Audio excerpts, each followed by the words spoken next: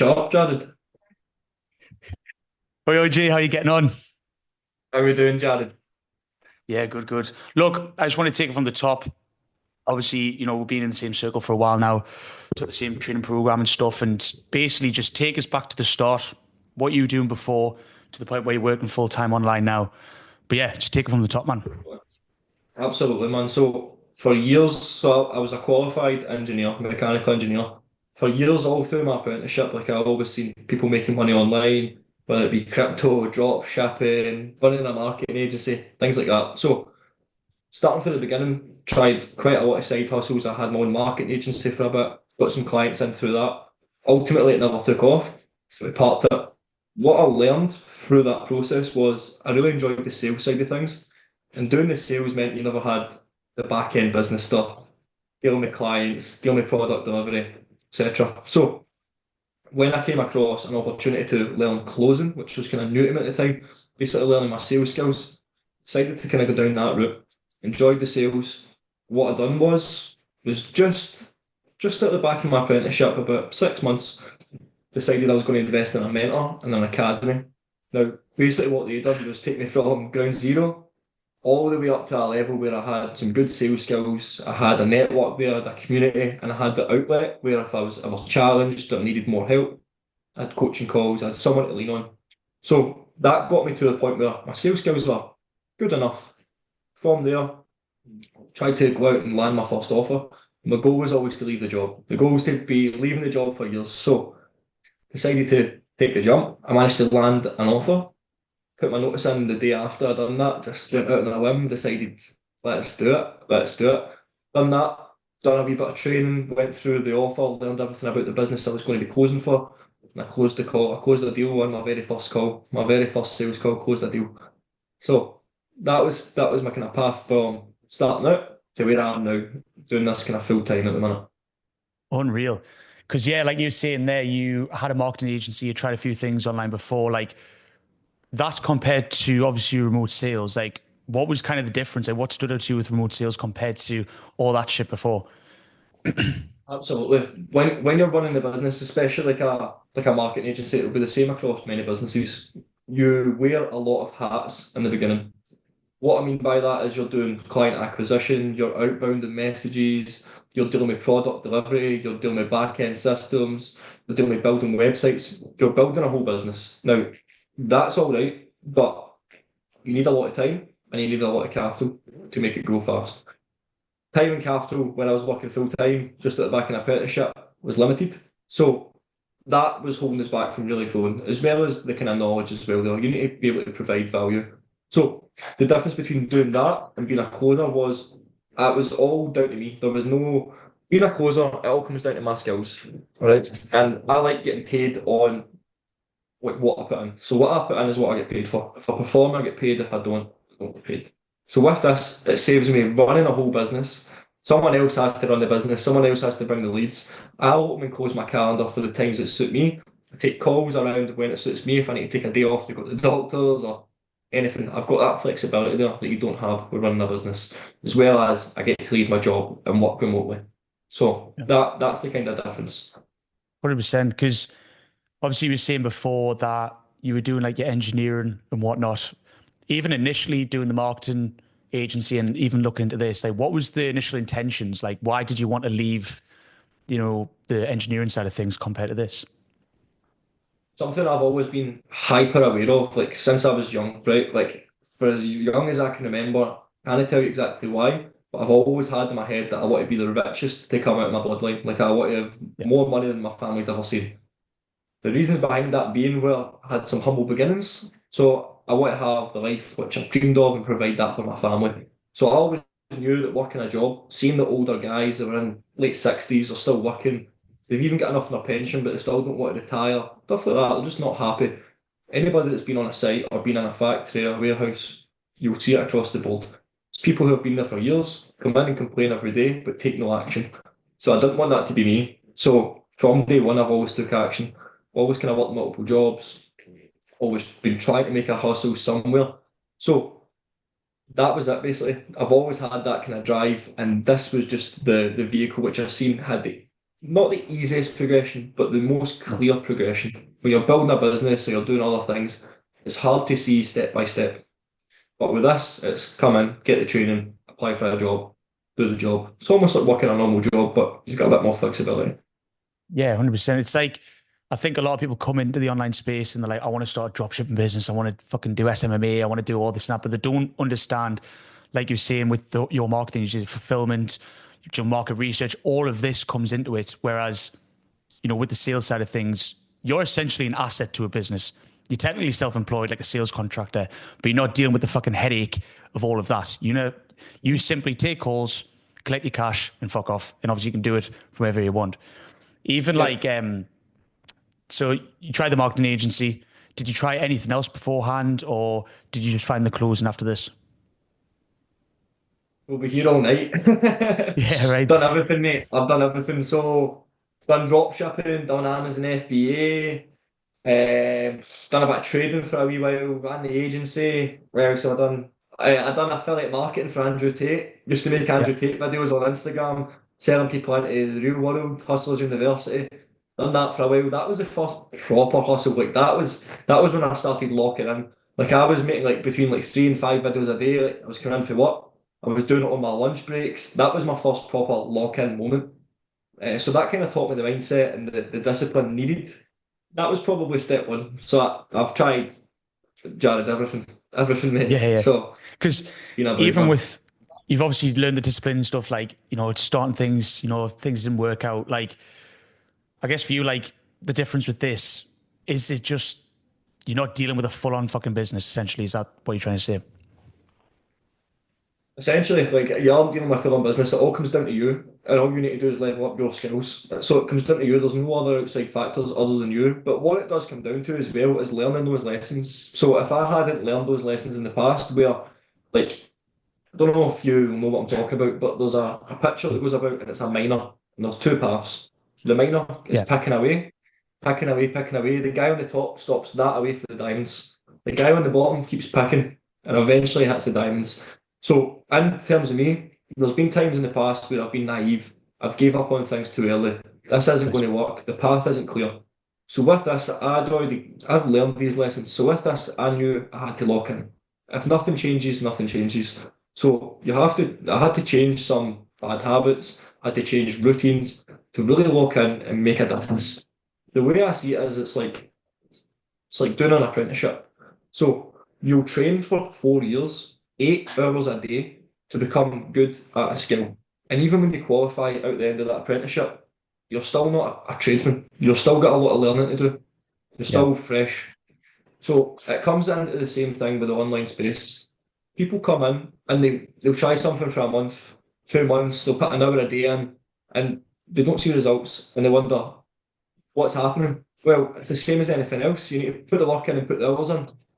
Yeah, 100%. Especially with sales, it's not a fucking get rich quick scheme. Like, I don't want anyone, especially with, my content and stuff, to ever think, oh, you're going to make a fucking $1 million in bloody 6 months and this and that. It's a grind and it's like something that's ongoing as well. Yeah, it's your career, essentially. You're constantly upgrading every fucking year.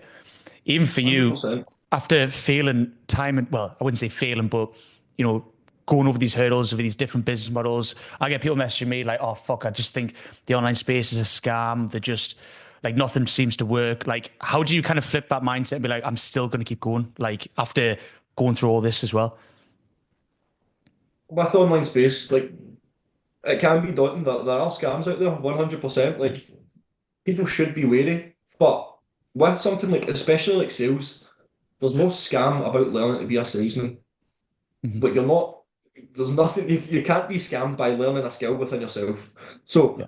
the way I see it is like people look at online space and starting businesses as a get rich quick scheme. You start one day, next week your business is built, next week you get clients to the door, week three you're driving a Lamborghini. It doesn't happen like that. It's a get rich scheme, but not a get rich quick scheme. Yeah, 100%. Because for you, how long did it take from when you started, like seeing progress for you? How long was that? So I think I got my mentor and joined an academy in October time. Mhm. By the start of January, I took my first sales calls. probably looking back, probably dreadful. So Yeah. that never really got me anywhere. It took me going back to the drawing board, learning some more lessons, really locking in a bit more till last month, which would have been April, start of April, end of March. So from the start of October to the end of March, it took me to land my first proper role and start actually closing deals properly. So you could Yeah. say, what's that? 6 months. How many months is that? 6 months, Jared, six Still, months. that is like, really, really good. Like I think most people, especially for closing side of things, usually takes longer than that. And I think most people just earn the stripes as setter, SDR, and then move from the closing. You kind of just jumped straight into the closing, didn't you? I did do a bit of setting. I did do a bit of appointment Right. setting, but I mainly did just jump into being a closer. I didn't see any success with appointment setting, so it was mainly just closing for me. But like, don't get that mistaken. Yeah, it was 6 months, and yeah, I will say that is pretty fast. But that doesn't mean it was an easy 6 months. That doesn't mean I was putting an hour a day in. I was coming home from work and putting 6 hours a day in. Yeah. This was a full-time job. I was coming in, I was doing 3 role plays a day. I was reviewing 3 hour long calls a day. So there was 6 hours before I'd even done any course content. So to get the results and the speed that I did, I locked in. 100%. I think people underestimate how much you have to put into this. Like, even for me, when I was working 5 and stuff, it was like literally wouldn't eat until I get my role plays done, core reviews and everything. Like, so even for you moving forward now, what is the goal? Like, what is it that you want to do? Obviously, land and close rules 6 months in, handed your notice in, you're working full time now. I know you've got a mortgage and stuff as well. Like, what's the long term plan for you now? The initial plan is just to grow my skills. Again, it's the same as being on an apprenticeship. I've done my training, I've got my papers, but now I'm on the job. So there's still a lot of learning to do.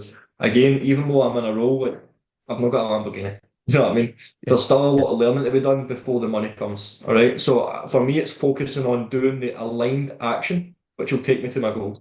Those goals being just being financially stable.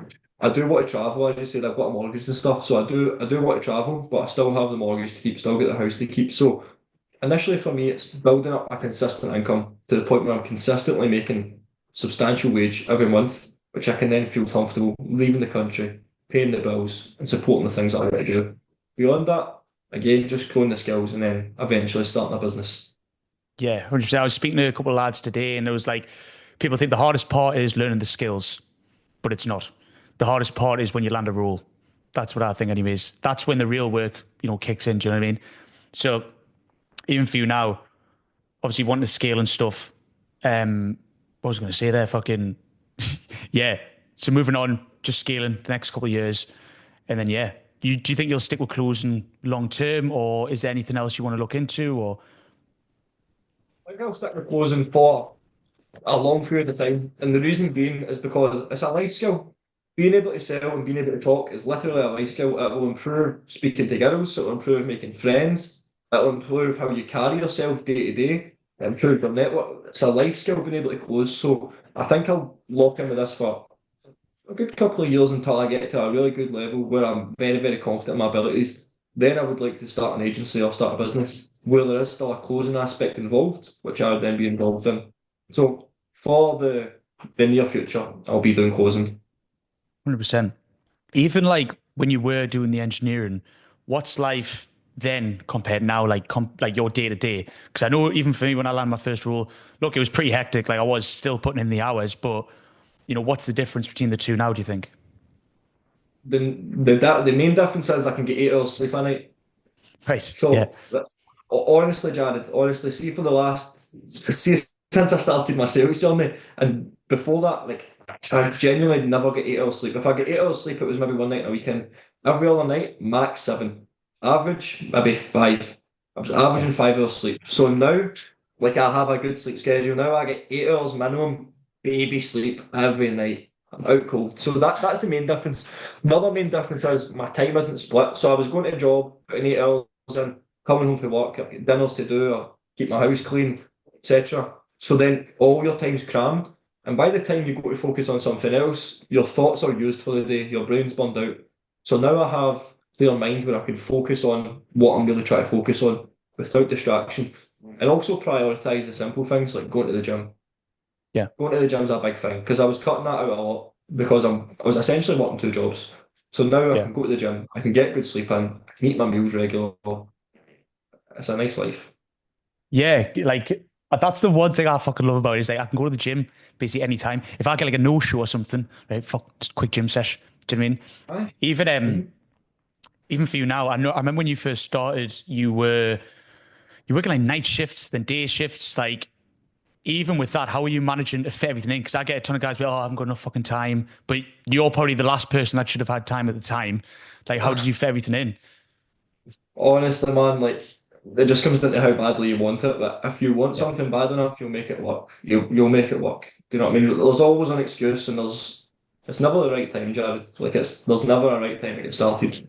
Like we all go through like family deaths, losses, all the shit. Do you know what I mean? There's always something comes up, but it's about using that as fuel, using it as fire instead of letting it hold you back. There's never a right time, so just get started now. And at least if just now is a bad time, at least when the good times come, it'll be easy because you've done it through the trials and tribulations. So I feel like, yeah, I just Yeah. done it. I just got 100%. on it. It's just hunger, isn't it? It is just that.